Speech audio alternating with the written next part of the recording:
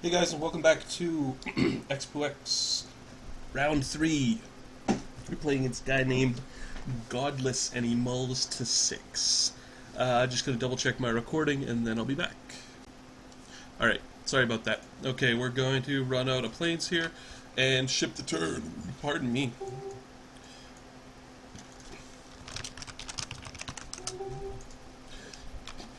Always nice to be polite. Actually, the line I didn't see, which I should have cast, was the turn 1 duress. But it is what it is. Rain of Blades is going to get us Tormented Soul, which is actually kind of humorous. So this turn I am going to duress my opponent. See if we can't get some value off of it. So we kind of miss. We have to take a non-creature, non-land. So we have to take basically Glorious Charge. Which is fine. I wanted to keep up Rain of Blades to stop the Tormented Soul. With the Exalted that he has in his hand, Tormented Soul really hurts.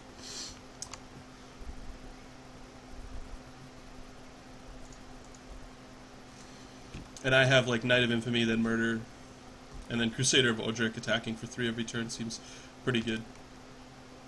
And he only had a Kite Sail.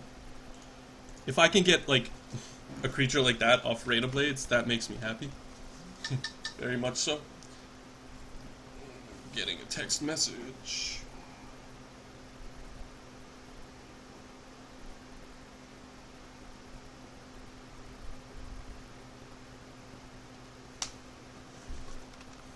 Alright, so he's going to pass the turn.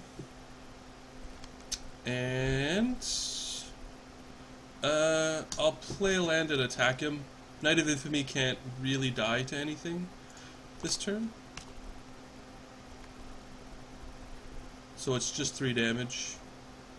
Crusader's coming out. So he's got, it's actually, I think you guys dealing with Mana Screwed, or with, yeah, he was Mana Screwed. Now he's going to play an Aven Squire, which I may end up murdering. We'll see how the draw ends up. Well, I'm not going to end up murdering it, because I want to smash him with a creature he can't block.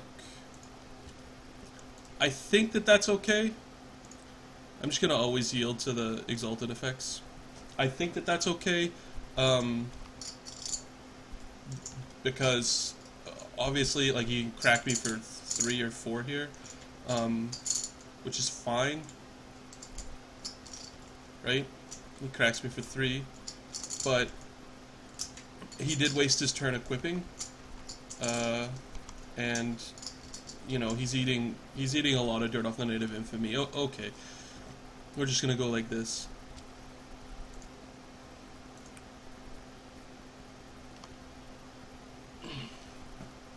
I do plan on murdering his Aven Squire. I just want to see if he fishes out anything else for me.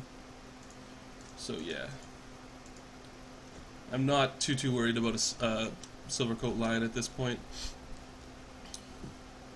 What that actually does for me when he plays a Silvercoat Lion is it means he can't equip Kite Sail. So essentially we're just killing him with our Knight of Infamy. Pro White seems pretty freaking amazing in this matchup. And that, sometimes with the Knights, like sometimes the guy, all they have is creatures of that color, and you just end up like beating them to death. But to be fair, we had Rain of Blades for his first creature, we still have double pacifism. So he's not really doing so hot. That's actually really funny. I'm not going to show him that. I'm just going to smash him. I think I'll pacifism this, obviously, and then Knight of Infamy, repping lethal next turn. I mean, obviously, Nephrox is a pretty big game. Anytime you get a 5/5 flying Exalted guy into play is a big game, but Nephrox has kind of the...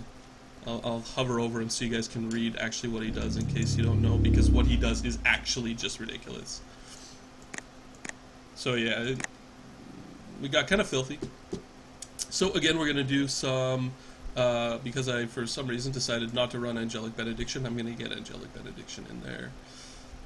I'm going to take out a Show of Valor, and he is playing white-black, so I do have a reason to run that, but I'm at the point now where I'm pretty comfortable with this list, and I'm just going to submit it like that. Sorry about the text messages, guys. It's my dad.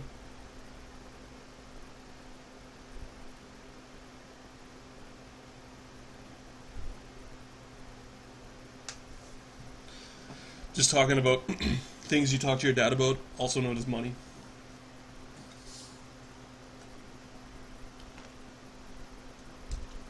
I'm really happy with this deck list. Aside from losing the first game, I felt like maybe if I had played a little bit better, we could have won that.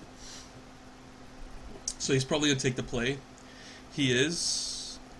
We're on the draw with a one-lander. It's ballsy. A really good hand. No, live by the sword, die by the sword, I guess. If he's got a one-drop, it's not so great. Well, he does. Hilariously enough, that blanks our one-drop. So we sort of got there. Kind of. We need a swamp really, really badly, but if that was a swamp, this hand would have gotten filthy really fast, because Knight of Infamy is actually just going to kill him. No whammies? Oh. Well, that's a whammy. A little bit, I guess. I mean, it seems greedy to me, especially considering that's his only answer to Knight of Infamy in his colors. You know, this guy really likes the Timberwolves. Again, a little awkward, but we get to cast our Guardians of Akrasa next turn. And they'll blank out his attack. Oh, he's signing in blood. Which is fine. I mean, he's hitting his land drops and hitting us for 2. I don't necessarily feel like that's a big game. Plus, I am going to put the Guardians out first. Probably a little bit of a misplay, but, you know, next turn I want to go Knights. Alright, he wants a damage. I mean, I've got Benediction as well in my hand, which looks really good. It keeps me open to a pacifism. I don't think I want a pacifism a Walking Corpse. It just seems a bit too dirtily for me. So Knight of Infamy comes out. Hoping he doesn't have an answer for it, especially because if he does, it's in white. So now he basically gets to attack me with a Walking Corpse, which is his only option of block. I don't see the merit of this attack, but yeah, that makes a little bit more sense. I don't even know if I'd attack with a Walking Corpse. It's the only way you can block Knight of Infamy here. And you really can't, because he's a 4/3. So what you have to hope for is that he's got a pump spell, and even in that situation I'm landing Angelic Benediction, so he can't block anyway. So I guess my choices here are to duress him and see what he's playing with, and hope to hit it. Because he can't triple block. You know what? I want to see what he's working with. If I have to pacifism something, I will. No, so he's working with nothing. All right.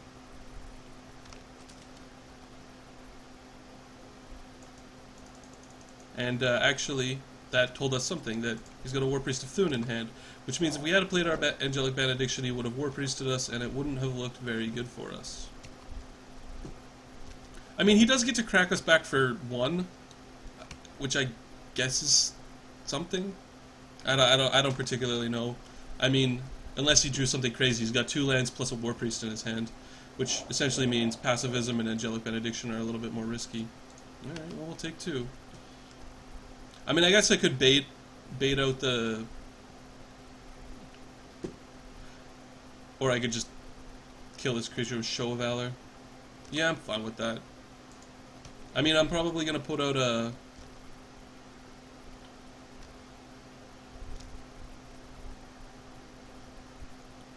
If I bait out the War Priest with Pacifism on the Walking Corpse... No, I don't think that's very good. I'll just play a Bloodthrone Vampire and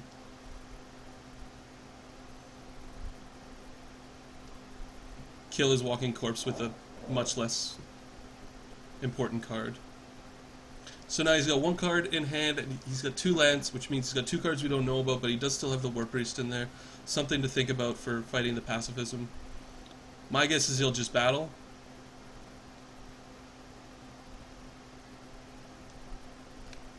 That seems like a fine attack.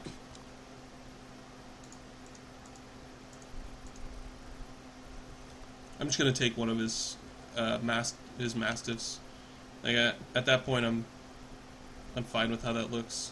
So we'll player swamp. Yeah, I don't know. Like if I pacifism his Walking Dead. I mean, anyway, you slice it. I think we're winning. So I'm just gonna jump on it. You know, I know he has the War Priest of Thune, but I really want to get Angelic Benediction out there, mostly because I just want to kill him. It's hard to know if that's correct, but it is what it is.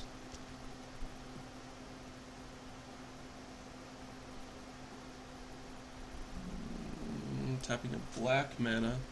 Oh, he dresses me. Well, never mind, he gets my enchantment anyway. And his War Priest getting my pacifism. Well, the dress was a little bit unexpected, I have to say. But, I mean, he still can't really do anything. He's got 1 card in hand. I don't know what it is. But it would have to be like a big black spell. And even with a big black spell, I think he's probably just in trouble to Exalted triggers. Especially considering, like, now I have a block that can just hose him. He's just going to lose a creature, and he has no attacks. I mean, I could always just throw Bloodthrone in there, and if he doesn't block, that really doesn't do it. So he has nothing except black creature which can't block my pro-white creature. This guy has just won me this game. This match will be completely won off the protection color. That I can tell you, man. Being on the other side of that is not a happy event. Jesus. This is one of the reasons why I wanted to take these Exalted guys, because Exalted gets really disgusting really quickly, as you can see. This guy's a 2/1, and he's hitting him for 6 damage. Like, I just won off the Dirtles, like, do-nothing Dirtles.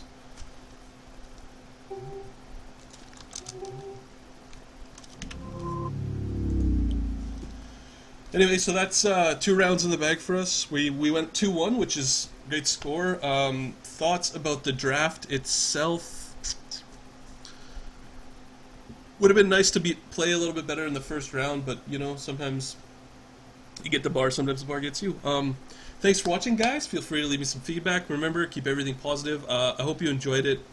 I hope watching me play in SwissQs is in some way relevant to your game, too. Maybe you're, you know, like, I don't expect everybody on the planet to be a pro Magic player and only want to watch pros play. So, and I hope what I can do is provide a positive space for people to learn from me. That's really what my goal is. So, if you find that is the way, great. If you find that there's something I'm doing wrong, let me know. Like I said, just keep it positive. I'd like to keep my channel as rage-free and as Munchkin and Neckbeard-free as possible. I think. Maybe I'll explain what Munchkinning means. What Munchkinning means is like when guys are like, oh, that was the wrong move, I think you should have done this and this and this and this. And it's like, sure, you're allowed to, you can go ahead and say what you feel is right. Just try not to be like, I'm much better than you and you are bad, and imply that in the way you talk. That's all. Anyway, thanks for watching, guys, and I'll